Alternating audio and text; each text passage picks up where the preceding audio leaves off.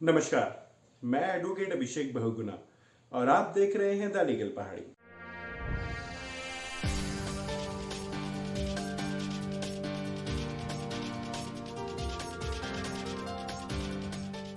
दो 2022 में उत्तराखंड राज्य सहित कई अन्य राज्य जैसे उत्तर प्रदेश, पंजाब, गोवा आदि में विधानसभा चुनाव है।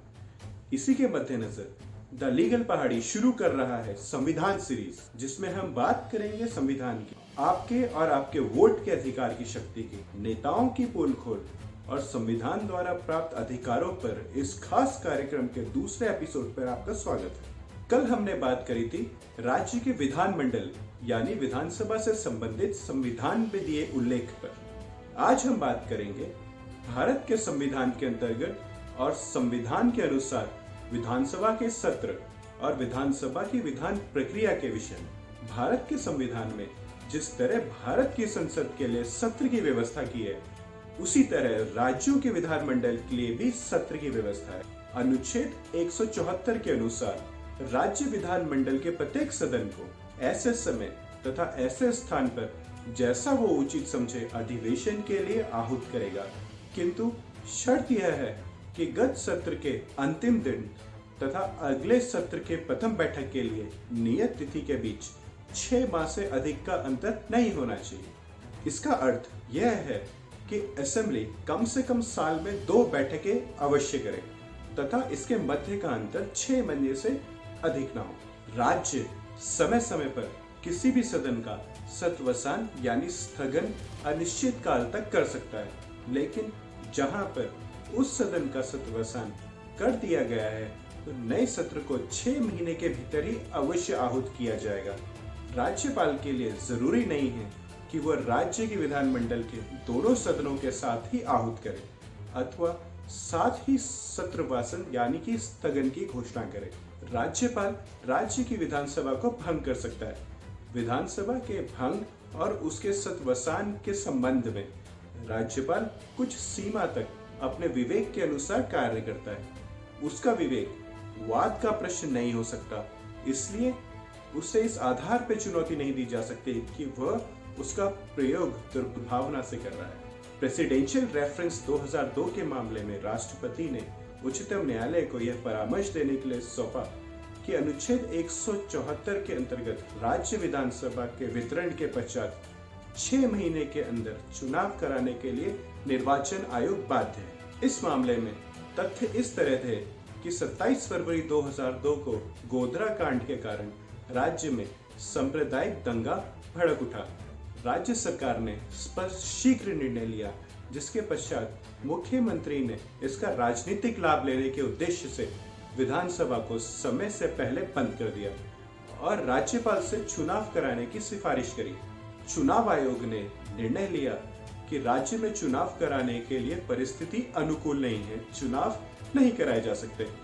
राज्य सरकार के आदेश के अनुसार 6 महीने के भीतर चुनाव कराने के लिए चुनाव आयोग बाध्य है, अन्यथा विधानसभा की प्रथम बैठक के बीच 6 महीने की अपेक्षा का उल्लंघन होगा।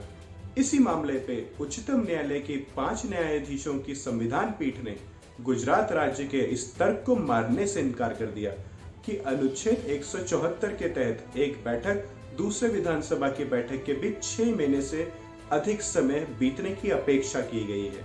यह निर्धारित किया गया कि अनुच्छेद 174 विघटित विधानसभा के मामले में लागू नहीं होता जिसका जीवन समाप्त हो चुका हो, बल्कि एक जीवित विधानसभा चल रही है, उन पर यह अनुच्छेद लागू। न्यायालय ने कहा कि अनुच्छेद 174 चुनाव के लिए कोई अधिकतम सीमा का बंद नहीं करता है।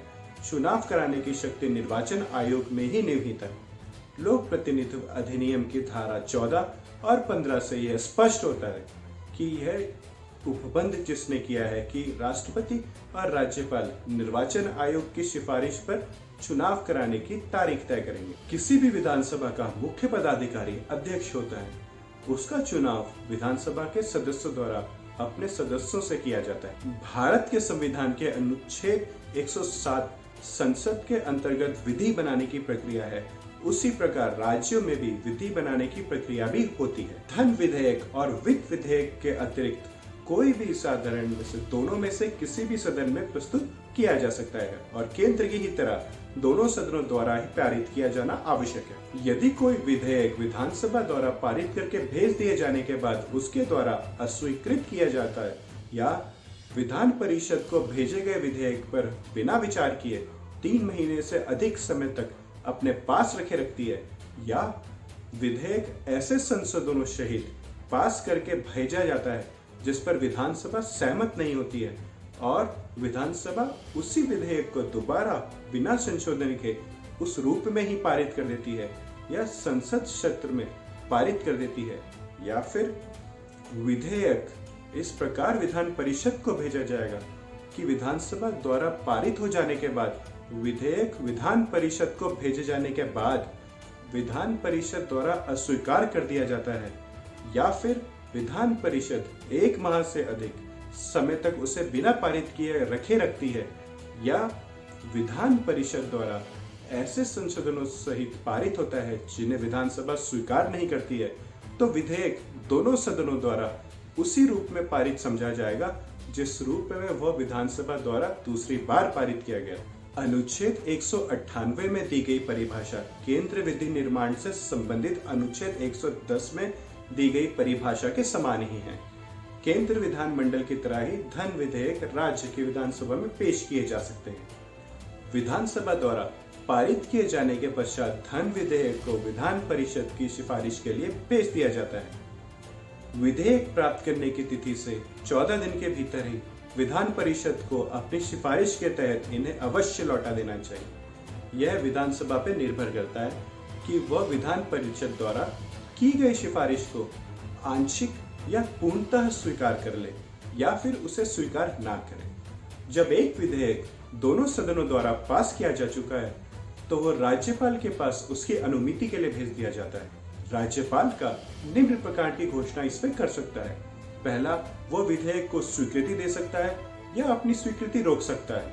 वो विधेयक को राष्ट्रपति के विचार के लिए सुरक्षित कर सकता है या परिस्थिति में अवश्य ही न्यायालय के अधिकार और अगर शक्तियों को प्रभावित करता है न्यायालय की तो वो उस विधेयक को आरक्षित कर सकता है। वह पुनर्विचार के लिए विधेयक को वापस भी कर सकता है और अंतिम परिस्थिति में जब राज्य पर पुनर्विचार किसी विधेयक को सदन को वापस करता है तो सदन उस पर विचार करेगा ही, किंतु यह सदन पर निर्भर करता है कि राज्यपाल द्वारा प्रस्तावित संशोधनों को वह माने या ना माने।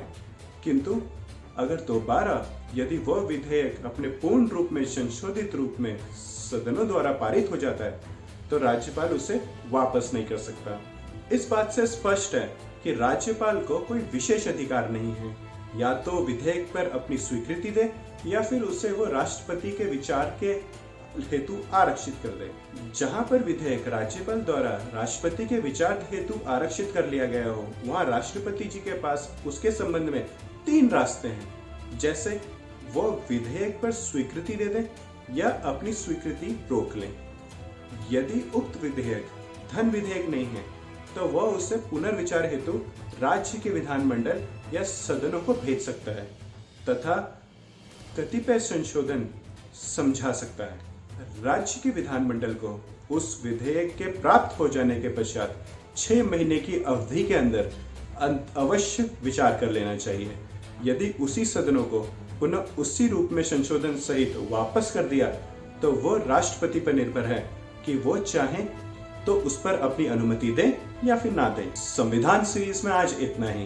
कल हम जानेंगे किस तरह से उत्तराखंड के जो मुख्यमंत्री जी है, अभी मौजूदा मुख्यमंत्री, बिना चुनाव के अपने कार्यकाल को समाप्त करने वाले हैं। तो क्या संवैधानिक आधार हैं जो कि ये बात बताते हैं कि अब इस दोबारा से उत्तराखंड प्रदेश में अस्थिरता के बादल मंडरा रहे हैं जो कि सरकार द्वारा विधानसभा में मौजूद। अगर आप हमें फेसबुक में देख रहे हैं तो इसको लाइक करें और अगर आप हमें यूट्यूब के माध्यम से देख रहे हैं तो इसको सब्सक्राइब करें। धन्यवाद।